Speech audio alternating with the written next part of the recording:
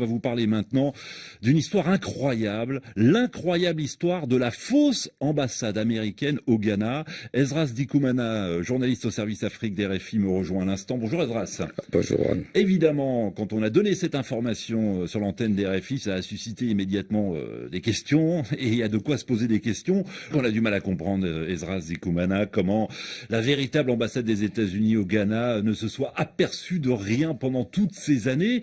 Pendant 10 ans, donc, des Ghanéens ont pu entrer aux États-Unis grâce au visa délivré par cette fausse ambassade. Comment est-ce possible? Tout simplement parce qu'ils ont bénéficié de vrais authentiques visas, vraiment de vrais visas américains, comme l'explique d'ailleurs le département d'État des États-Unis qui a révélé toute cette histoire.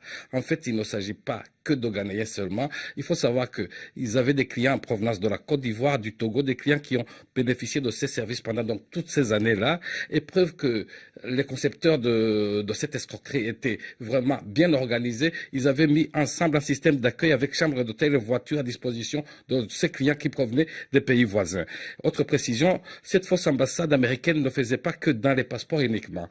Ils ont délivré également des documents dont on peut avoir besoin pour vivre aux États-Unis, permis de conduire, des diplômes d'université américaine, tout ce qu'il y a d'authentique, et tout ça bien sûr contre de l'argent, $6 000 américains, c'est-à-dire 5 600 € la pièce. Alors la question que tout le monde se pose, c'est sait-on exactement combien de personnes ont pu entrer aux États-Unis grâce à ces visas délivrés par la fausse ambassade américaine? Jusqu'ici, personne ne le sait parce que tout simplement, le département d'État qui a révélé toute cette histoire n'a pas donné de chiffres. Mais vous pouvez vous faire une petite idée de ces chiffres si je vous dis que cette fausse ambassade a ouvert ses portes 3 fois par semaine, c'est-à-dire le lundi, le mercredi et le vendredi, 3 fois par semaine pendant plus de 10 ans avec son personnel composé de Turcs et de Ghanéens qui appartiennent au milieu du crime.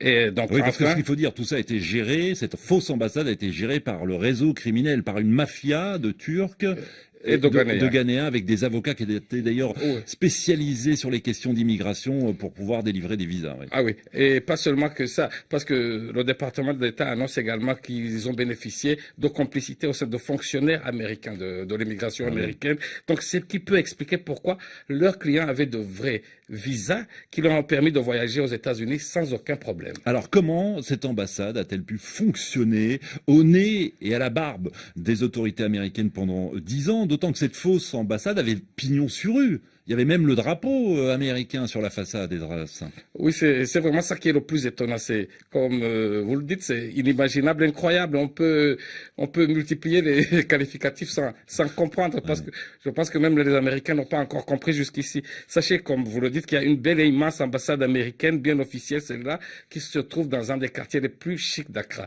Et il y avait à côté cette autre ambassade dans un quartier populaire, une maison à un étage, une maison rose, un peu délabrée, et il y avait aussi un drapeau américain bien planté, bien visible, qui flottait dans l'air, dans les bureaux, la photo du président Obama. Et donc tout ça a fonctionné sans anicroche pendant plus de 10 ans. Donc cette fausse ambassade a fonctionné. Et comme le disent certains, peut-être que c'est la meilleure manière de cacher un objet, c'est de le mettre bien en vue, ce qui peut expliquer pourquoi c'est passé inaperçu. Donc les questions ne peuvent pas donc manquer. Alors, qui était au courant, par exemple? De quelle complicité ont bénéficié ce groupe au Ghana de la part de la police ou des autorités ghanéennes?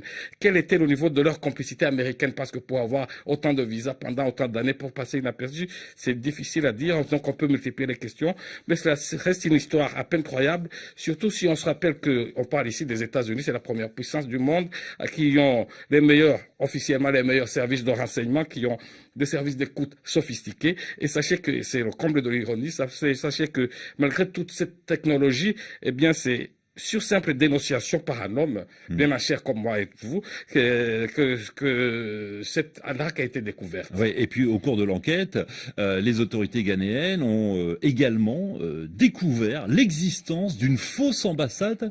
Exactement. Des Pays-Bas. Des Pays-Bas, exactement. Alors, et ce n'est pas seulement ça, ils ont découvert des passeports et des visas de 10 pays, notamment l'Inde, l'Afrique du Sud, etc. C'est incroyable.